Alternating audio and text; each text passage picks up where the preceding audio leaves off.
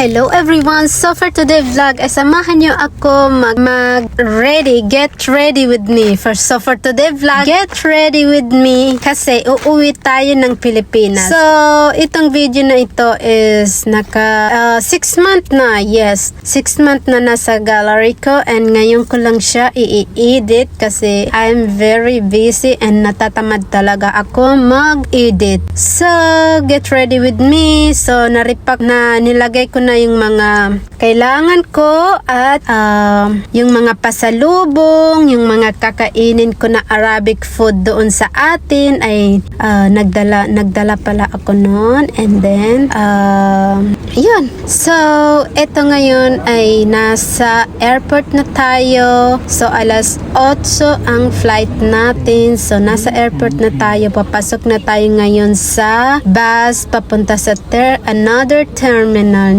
Hindi ko maalala anong terminal, basta another terminal. So yeah, nasa bus nga tayo ngayon and then papunta nga tayo ngayon sa CR at mag-pray. So wag niyong kalimutan mag-pray kahit saan kayo mapunta. And then so yeah, ito na yung dala kong bag, my documents, and now ay nandito nga tayo sa kainan ng nagugutom ba ako. So and papasok na nga tayo sa loob ng airplane and then ang bigat ng dala ko. Dinala ko yung laruan na to kasi ang ganda-ganda niyang ihag, napaka-soft niya. So iniwan ko siya doon sa amin. Hindi ko na siya dinala pabalik dito sa Dubai kasi masyadong maraming dala ba. So iniwan ko na doon sa atin. Nandito na nga tayo sa loob. So nakikita ninyo madilim kasi matutulog na nga kami. Pagkagising namin ay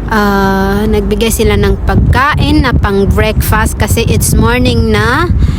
And welcome to Philippines. So nandito na nga tayo sa Philippines. Papalanding na nga tayo. So ito ang view sa taas.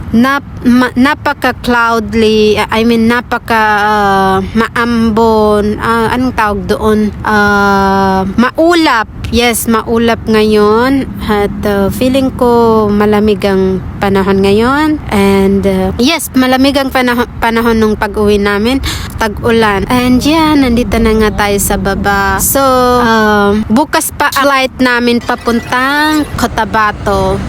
Sa ngayon ay dito muna tayo tutuloy sa kapatid ko sa Taguig. So, bukas ng alas 5 ang flight namin papuntang Cotabato. Manila to Cotabato. So hinatid nga pala kami sa another terminal. Hindi ko matandaan terminal 2 para sa flight namin bukas, inshallah sa Manila to Cotabato. So ngayon naman ay kukuha tayo ng sasakyan na papunta sa Taguig. So on the way na nga tayo sa Taguig papunta sa bahay ng kapatid ko sa Taguig. O diba? Puro Taguig.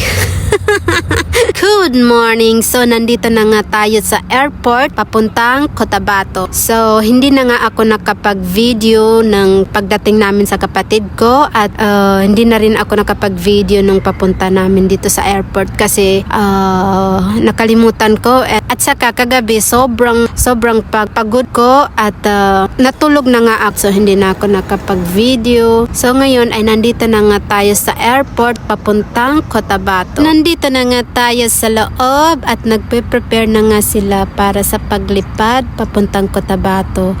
So, as you can see, at nandito na nga tayo sa taas at malapit na nga tayo sa Cotabato. Tanaw ko na ang Mount Minandar. Ang Mount Minandar ng Cotabato. At welcome to Awang Airport. So, andito na nga tayo sa Awang Airport. At ito na nga, nandito na rin tayo sa bahay at nilabas ko na ang lahat ng pasalubong ko, mga damit na binili ko kay mother and sa mga pamangkin ko kasi ang dami-dami kong pamangkin. So, ayan na, nilagay ko na ng by group kasi hindi pwedeng hindi mo i-group yan kasi nag-aagawan yan sila kasi sobrang mashallah ang dami nila. So, ayan na, nilagay ko na ng group by group. May mga pangalan. Hindi pwedeng kunin ng ibang tao yan or ibang pamangkin kasi may mga pangalan yan na nakasulat. So, thank you for watching. Ma'assalama. Ayan pala, nakalimutan ko ikwento sa inyo na sinurprise ko pala si mother ng gold. Binilihan ko siya ng gold tapos vinidyohan ko. Natapos na yung video ko. Hindi pala na-click. Sabi ko, oh my gosh. Hindi pala na-click mother. So, okay lang. At least masaya si mother. Napangiti ko siya. Tuwang-tuwa. Mashallah, tabarakallah. And that's the very best things na pag yung pinapasaya mo yung mga magulang mo, kahit wala na yung tatay ko, Allah yarham. Basta ang importante ay napapasaya ko si mother. Yun naman ang importante kay father, na magiging masaya si mother. And yeah, yun lang.